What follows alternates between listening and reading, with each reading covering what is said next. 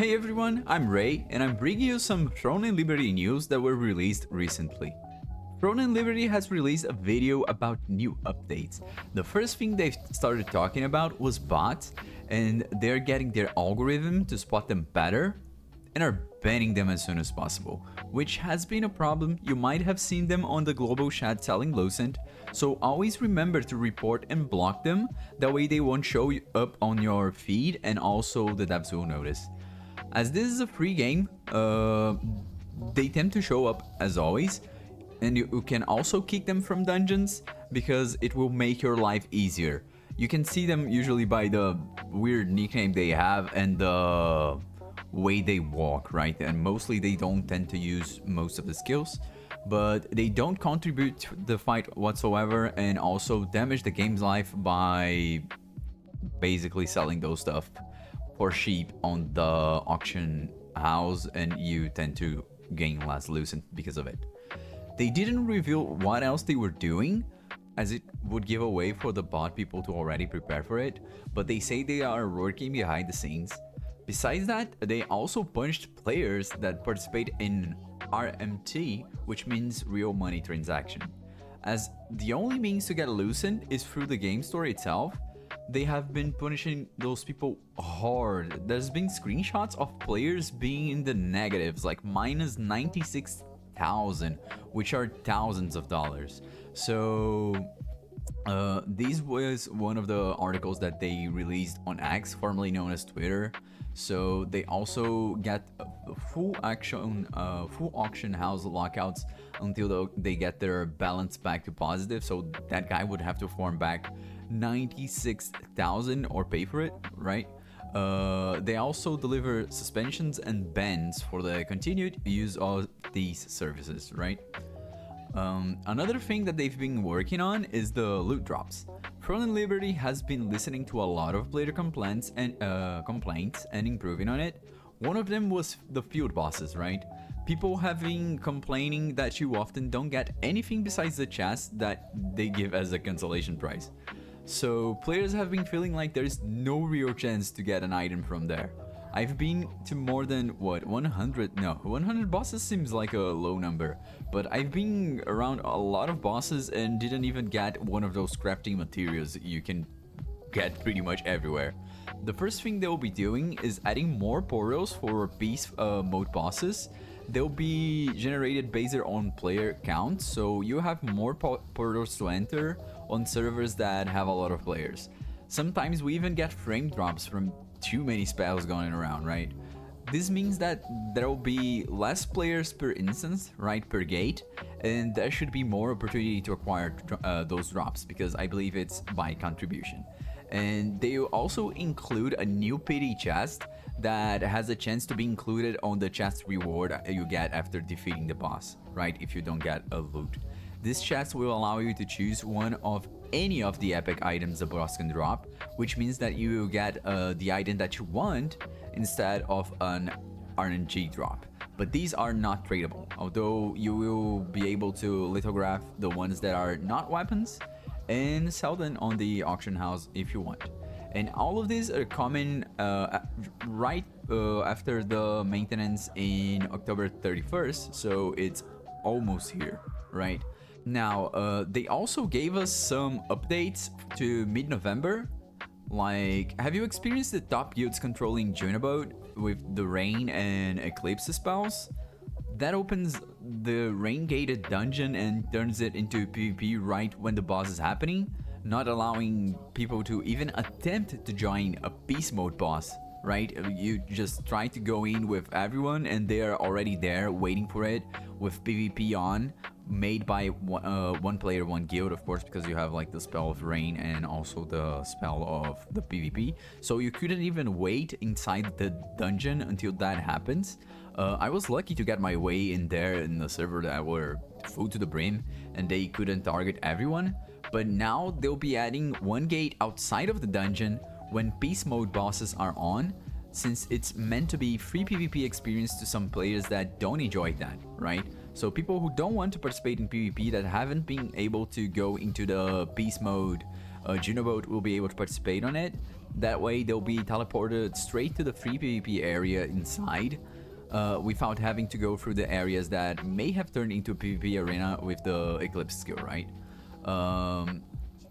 I just think that because it will be one portal outside, basically that one will be full to the brim, but we'll see how it goes.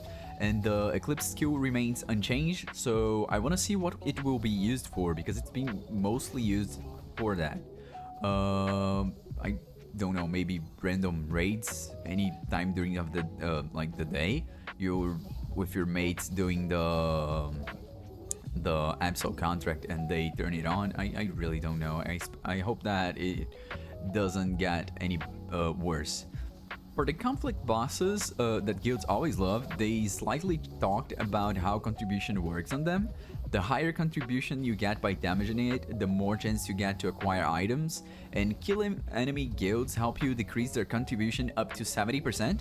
Sort of what happens in Dominion events when you kill someone that's been holding a lot of tokens, right? The event that has like red, green, and blue, and someone is holding 200 tokens and suddenly dies, and you get those 200 tokens, so it helps you in some way killing others. And they'll be adding more UI indicators to help it, and they will release an article talking about how contribution works on every type of content, because we don't really know right now how it works. We just know that, no, or we don't know, but we think that the most damage, the most contribution you do. So, oh, and one of the things that they've already added during the Halloween update, as well as the co-op Halloween dungeon, was random matchmaking to co-op dungeons. With that, they made a matchmaking search for people around the same gear score as you as well. And to help with completion rate, the damage and HP buff you get through matchmaking was upped from 5% to 10%, and also added a bonus reward for random matchmaking that I think it's been great. I've been using it most of the time, and you get to experience like the different dungeons as well. It's been mostly like I've been mostly getting the chests that give you a token that you choose, but I haven't got many of the dimension essence. I probably got at most one. So have you guys got any of the dimension essence? I'm really unlucky, so I don't know how it's been. But yeah, it's been one of the best updates, and you get to play different dungeons, or you know, choose the ones that you need, while also getting an extra reward.